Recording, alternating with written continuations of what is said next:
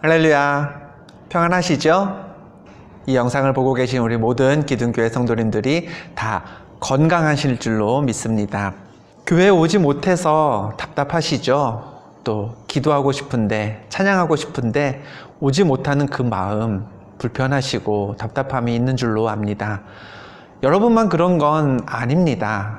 사실은 저도, 또 저뿐만 아니라 모든 목사님, 전도사님들도 함께 답답함을 느끼고 있습니다. 그래서 한 번이라도 더 여러분과 얼굴을 마주하고자 온라인으로 성경 공부를 시작해보게 되었습니다. 원래 우리 교회에는 성경 공부 수업이 있었습니다. 기둥 성경 신학원 PBA가 있었죠. 그 PBA가 이번 2020년부터 이름을 바꾸었습니다. 바뀐 이름은요, 신해산 학교입니다. 왜 신해산 학교냐? 신해산에서 어떤 일이 있었죠? 여호와께서 모세에게 이르시되 너는 산에 올라 내게로 와서 거기 있으라. 내가 그들을 가르치도록 내가 율법과 계명을 친히 기록한 돌판을 내게 주리라. 모세가 시내산에서 하나님의 율법을, 하나님의 말씀을 받아서 이스라엘 백성들을 가르쳤던 것처럼요, 우리도 하나님의 말씀을 공부하고 또 배워서 세상 사람들에게도 가르치자라는 의미로 새롭게 시작한 성경 공부 수업이 신해산 학교입니다. 사실 이 신해산 학교를 작년부터 준비하면서요, 포스터도 싹 다 만들어 놨습니다. 잘 만들어졌죠? 3월부터 이 수업을 오픈을 하고 또 신청을 받으려고 했습니다만 공교롭게도 딱 한 주 전에 우리가 코로나 바이러스로 인해서 모이지 못하는 일이 벌어지고 말았습니다. 그래서 일단은 신해산 학교도 잠정 연기를 했었다가 여러분과 만나지 못하는 기간이 너무 길어지는 것 같아서 이렇게라도 시작을 해보려고 합니다.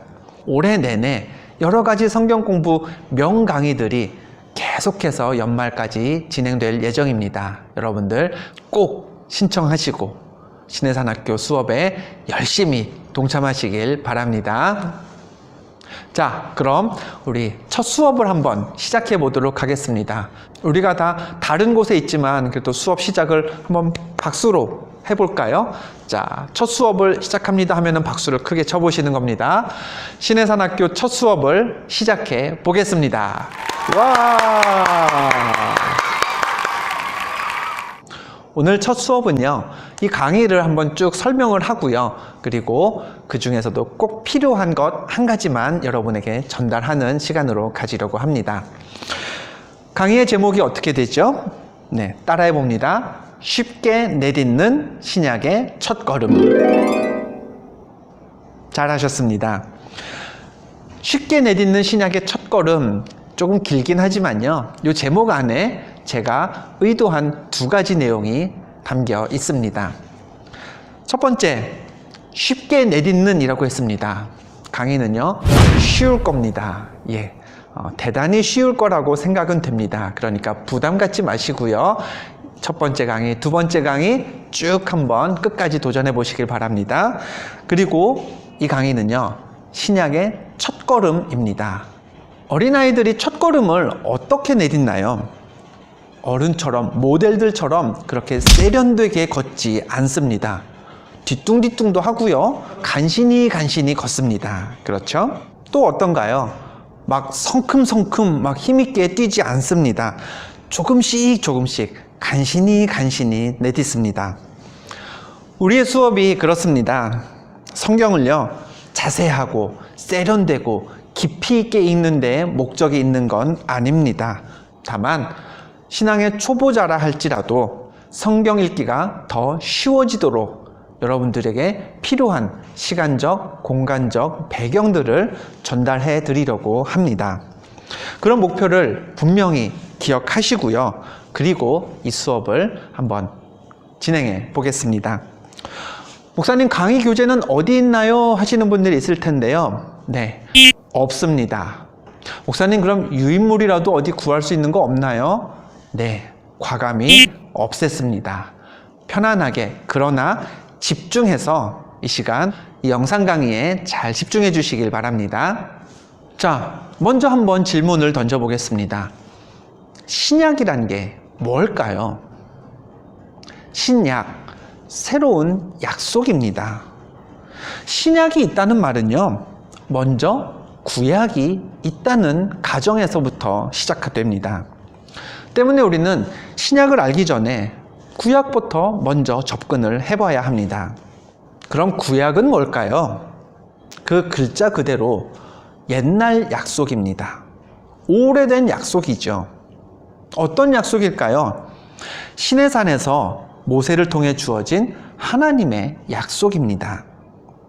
구약 성경은요, 그 약속에 근거해서 하나님이 이스라엘 민족을 다스리신 그런 역사의 기록이라고 할 수 있습니다. 그러면 신약에 대한 답도 찾아볼 수가 있습니다. 뭘까요? 하나님께서 예수 그리스도를 통해 우리와 맺은 새로운 약속, 새로운 언약이다 라고 할 수 있겠죠. 또 그 예수 그리스도를 믿고 영접한 사람들, 또 그 사람들이 모여있는 교회의 이야기라고 할 수 있겠죠. 성경 전체가 그렇지만요, 특히 신약의 주제는 이 한 단어로 요약할 수 있습니다. 뭘까요? 바로 구원입니다. 이 구원이라는 주제를 구현하기 위해, 설명하기 위해 신약은 4가지의 도구들을 사용하고 있습니다. 첫 번째, 복음서입니다. 우리를 구원하기 위해 오신 구세주 예수님을 소개하고 있는 책이 바로 복음서죠. 4가지의 복음서가 있습니다.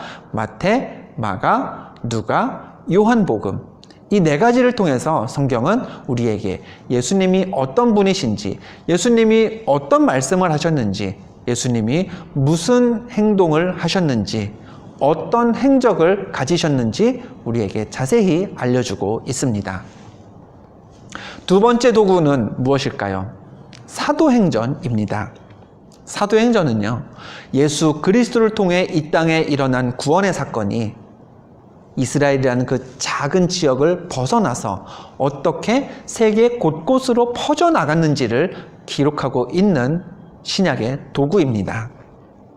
세 번째, 서신들이 있습니다. 서신, 뭘까요? 편지들이죠. 예수 그리스도를 통한 하나님의 구원을 어떻게 이해해야 하는가, 또 어떻게 적용해야 하는가, 그리고 구원받은 사람으로서 성도들 간에 일어나는, 교회에서 일어나는 문제들과 갈등을 우리가 어떻게 해결해야 하는가, 이런 주제들을 담고 있는 게 신약 성경의 여러 서신들, 편지들입니다. 어떻게 보면 서신들 앞에 제가 먼저 말씀드렸던 복음서와 사도행전, 이런 역사적으로 실제 있었던 그런 사건들을 이해하고 받아들이는 데 도움을 주는 심화학습이다 라고 생각하면 좋을 것 같습니다. 네 번째로는요, 요한계시록이 있습니다. 구원의 마지막 단계를 예언해주고 있는 성경이죠. 구원받은 자가 마지막 하나님의 때가 되었을 때 어떤 일들을 겪고 어떤 일들을 보게 될 것인지 미리 우리에게 알려주고 있는 아주 귀한 성경이 요한계시록입니다. 자, 이렇게 4가지 도구가 신약 성경을 구성하고 있습니다. 정리해 볼까요? 첫 번째는 복음서가 있고요. 두 번째는 사도행전이 있습니다. 그리고 세 번째, 그 복음서와 사도행전을 이해하고 적용하는 데 도움을 주는 서신들이 있습니다. 편지들이죠. 마지막으로 구원이 완성되는 때를 우리에게 알려주고 있는 요한계시록이 있습니다. 그런데 신약 성경은요, 달랑 이 4가지로 구분하고는 끝날 수 있는 게 아닙니다. 더 많은 분류도 가능하고요, 또 다르게 묶는 방법들도 가능합니다. 그래서 우리 다음 시간에 어떤 방법으로 또 어떻게 분류할 수 있는지 신약 성경에 대한 더 자세한 지식들을 한번 알아보도록 하겠습니다. 다음 강의에서 만나겠습니다.